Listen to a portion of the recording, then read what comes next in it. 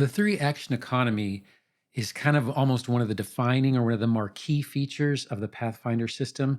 A lot of other systems will have their own actions you can do, as well as minor actions, and sometimes maybe a reaction or things along those lines. However, with Pathfinder, you get three distinct actions you can do.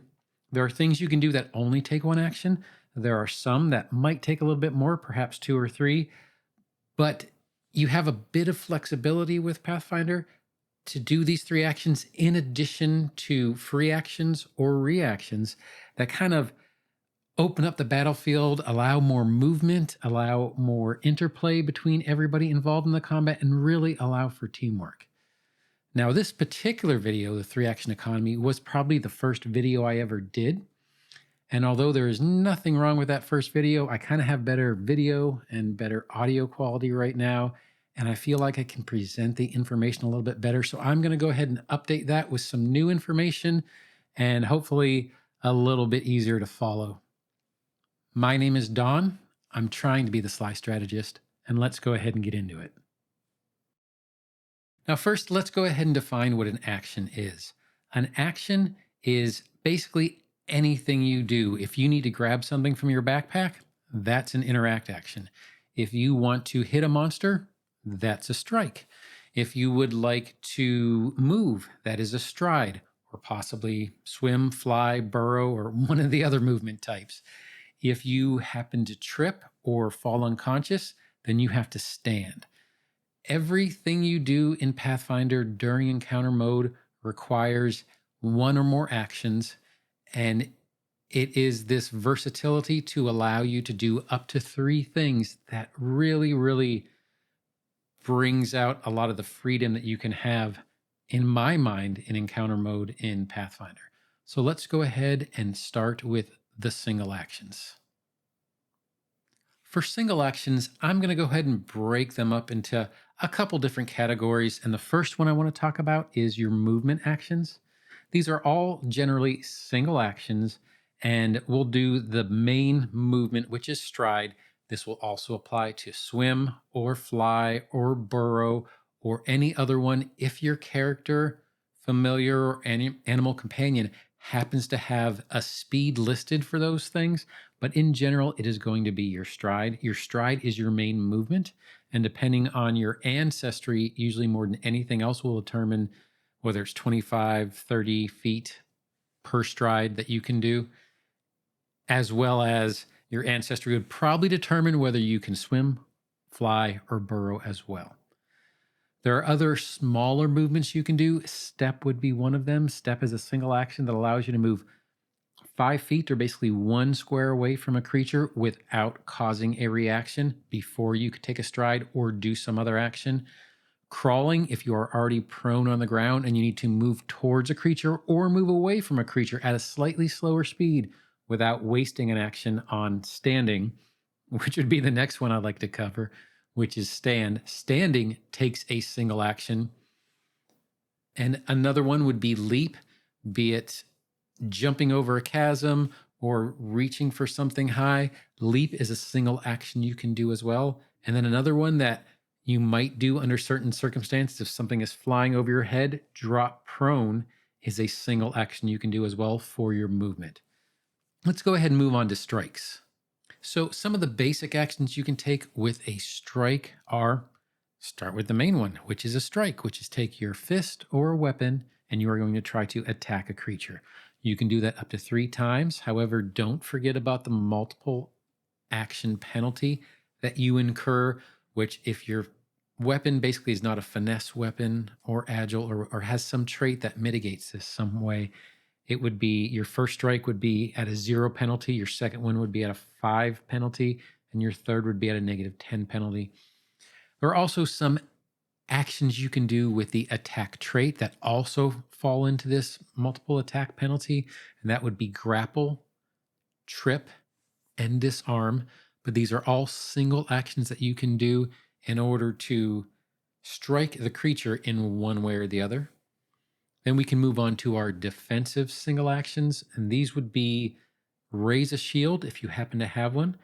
That's kind of interesting because even if you have a shield on your person or in your hand, Unlike a lot of other systems, raise a shield doesn't really come into effect until it's actually up in the air.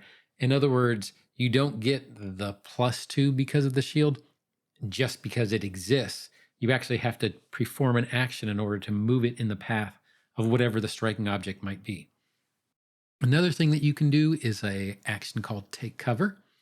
Take cover allows you to move around the corner or hide behind some debris or do something in order to put an object or confused line of sight between you and a creature that will give you a bonus to your AC. And then there are some things that I'm going to call utility skills that are usually single actions.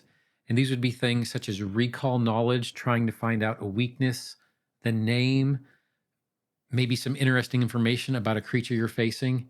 Interact. Once again, if you need to pull something out of your backpack or you need to grab another weapon, you have to interact and use an action in order to do that, as opposed to it being a free action like it is in some other systems.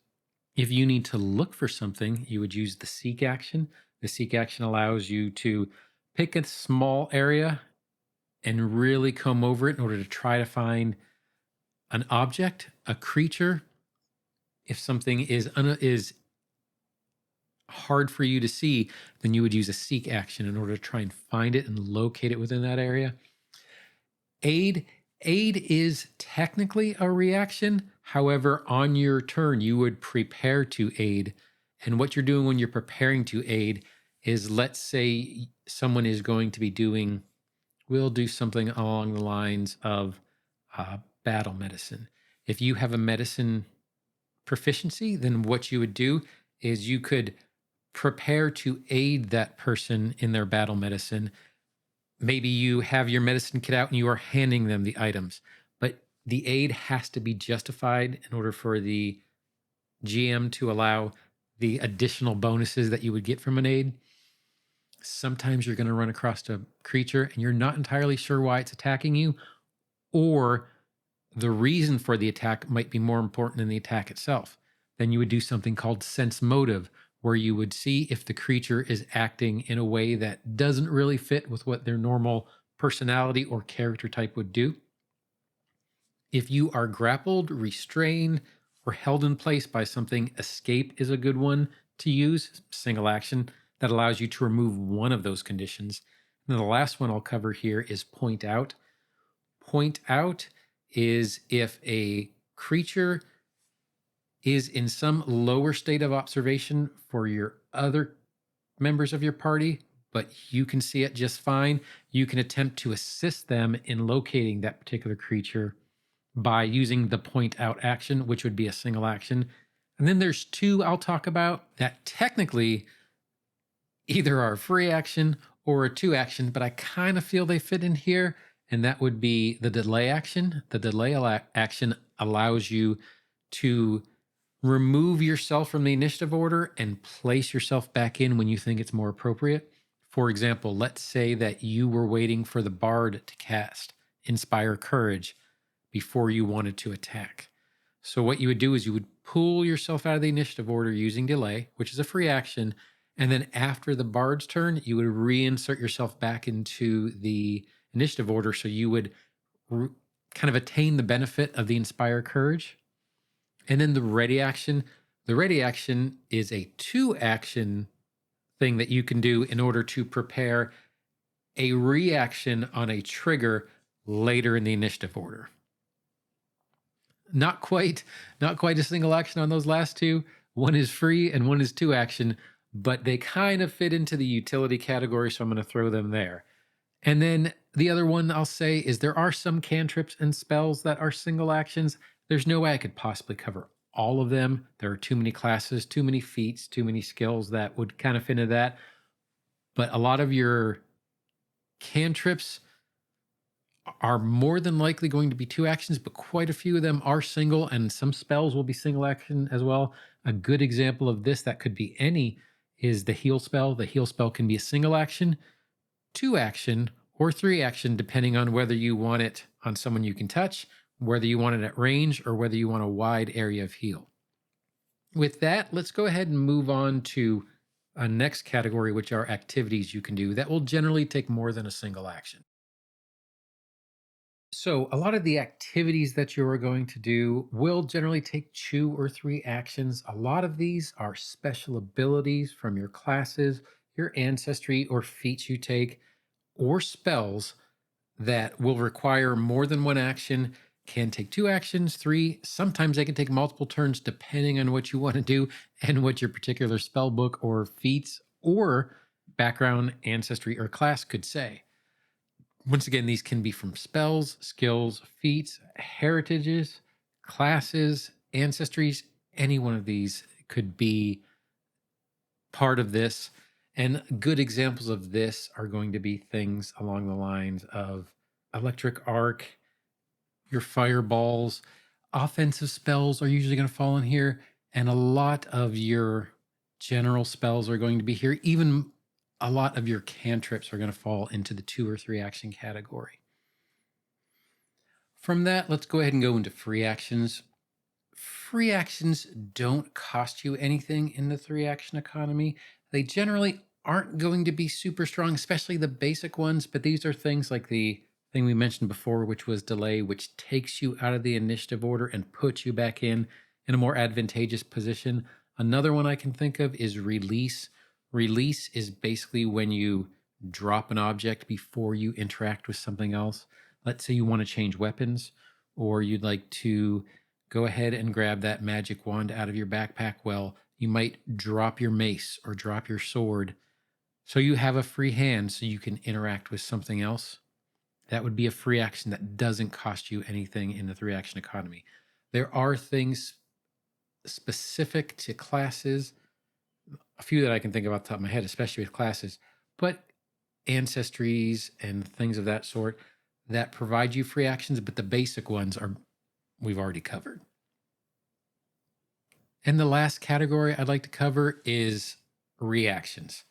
Reactions generally come outside of a character's turn, and in general, they do not suffer from the multiple attack penalty because they occur outside of your turn. The only thing I can think of that really affects that would be possibly if you are doing a ready action that was an attack, it might still suffer from the multiple attack penalty that you incurred upon your turn. However, attack of opportunity is by far probably the most common that you'll come across. Now, remember, in Pathfinder, everybody and everything doesn't get an attack of opportunity once you have some type of movement against that creature. Attack of opportunity is really specific to certain creatures, specific monsters, and certain classes within the game. So not everybody is going to get one. However, it is pretty common. Some of the other more common ones that I can think of are grab an edge, arrest a fall, the actual action of aid. When we were talking about aid before, you're preparing in another turn for a trigger to happen in order to perform something else. Well, when you actually are performing that helpful medicine check against someone's battle medicine, that's when that reaction would take place. And another good one I could think of is shield block. If you had raised a shield on another turn, when a strike is coming in, you can use a reaction called shield block in order to alleviate some of the damage coming in. Now, I hope this little conversation about the 3 action economy made a little bit more sense. I know coming from other systems, it is one of the probably bigger changes that you're going to run into, and it can be a little bit confusing. But in my view, when I first came into the system and started working with the 3 action economy, I thought it was a little bit complicated, but it freed you up to do a lot more than you can do in certain other systems. And it's super helpful to know all that you can do aside from just hitting 3 times and incurring that multiple action penalty. There are a lot of things you can do. Pathfinder is a teamwork based game, and being able to assist the other players in your team and doing some strategic combat is a lot of fun. So I hope you liked this video, and if you did, feel free to like, subscribe, or go ahead and hit that notification bell for new videos coming in. But regardless of whether you do or you don't, I really hope you have a great day and happy adventuring. Thanks.